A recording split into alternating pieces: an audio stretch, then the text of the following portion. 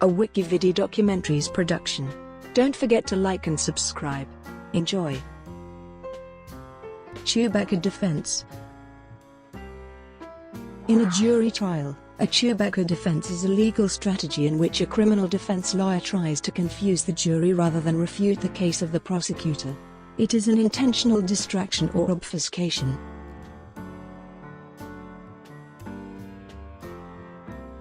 Because a Chewbacca defense distracts and misleads, it is an example of a red herring. It is also an example of an irrelevant conclusion. A type of informal fallacy in which an argumenter fails to address the issue in question. The name Chewbacca defense comes from Chef Aid, an episode of the American animated series South Park. The episode, which premiered on October 7, 1998, satirizes the O.J. Simpson murder trial, particularly attorney Johnnie Cochran's closing argument for the defense.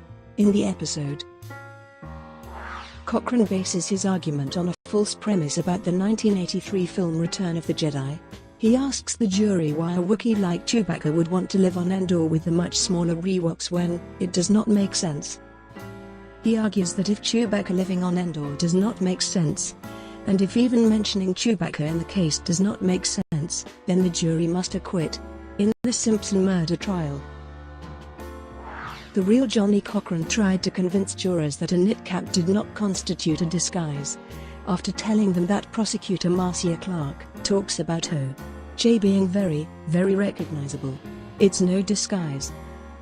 Cochran said, "It makes no sense. It doesn't fit. If it doesn't fit, you must acquit. If it doesn't fit, you must acquit," was a refrain that Cochran also used in response to other points of the case. Origin. In the episode, Chef contacts a major record company executive, seeking to have his name credited as the composer of a fictional Alanis Morissette hit called Stinky Britches. Chef's claim is substantiated by a 20-year-old recording of Chef performing the song. The record company refuses and hires Johnnie Cochran, who files a lawsuit against Chef for harassment. In court, Cochran resorts to his famous Chewbacca defense, which he used during the Simpson trial, according to Chef's lawyer, Gerald Broflovsky. Although Broflovsky uses logic, reasoning, and the fact that Chef properly copyrighted his work, Cochran counters with the following.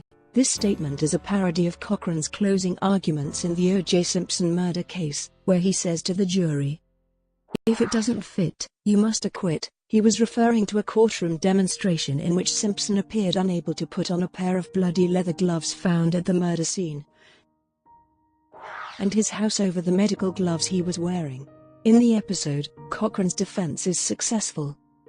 The jury finds Chef guilty of harassing a major record label, after which the judge sets his punishment as either a $2 million fine to be paid within 24 hours or, failing that, 4 years in prison.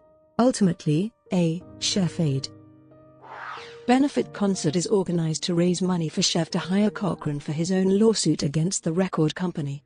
At the concert, Cochran has a change of heart and offers to represent Chef pro bono.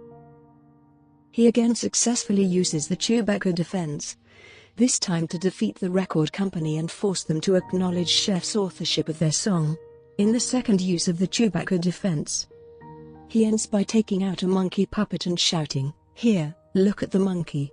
Look at the silly monkey," causing a juror's head to explode. Use. The Associated Press obituary for Cochran mentioned the Chewbacca defense parody as one of the ways in which the attorney had entered pop culture.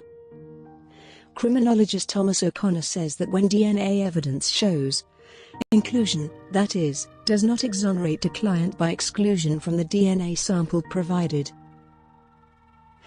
about the only thing you can do is attack the lab for its quality assurance and proficiency testing, or use a Chewbacca defense, and try to razzle-dazzle the jury about how complex and complicated the other side's evidence or probability estimates are. Forensic scientist Erin Kenneally has argued that court challenges to digital evidence frequently use the Chewbacca defense by presenting multiple alternative explanations of forensic evidence obtained from computers and internet providers to confuse the jury into reasonable doubt. Kenneally also provides methods that can be used to rebut a Chewbacca defense. Kenneally and colleague Angelise Wyanton have presented this topic before the Florida State Court System and at the 2005 American Academy of Forensic Sciences annual meeting. The term has also seen use in political commentary. Alice Weiner wrote in the Huffington Post that Dinesh D'Souza was using the Chewbacca defense in criticism of then-new Speaker of the House Nancy Pelosi, defining it as when someone asserts his claim by saying something so patently nonsensical that the listener's brain shuts down completely. Jay Heinrich's book Thank You for Arguing states that the term Chewbacca defense is sneaking into the lexicon as another name for the red herring fallacy. The term was used by Paul Krugman, who wrote in the New York Times that John Taylor is using the Chewbacca defense as a seemingly last option for defending his hawkish monetary policy position. After years of publicly stating that quantitative easing would lead to a major acceleration of inflation. Brought to you by WikiVidi Documentaries. Would you like to know more?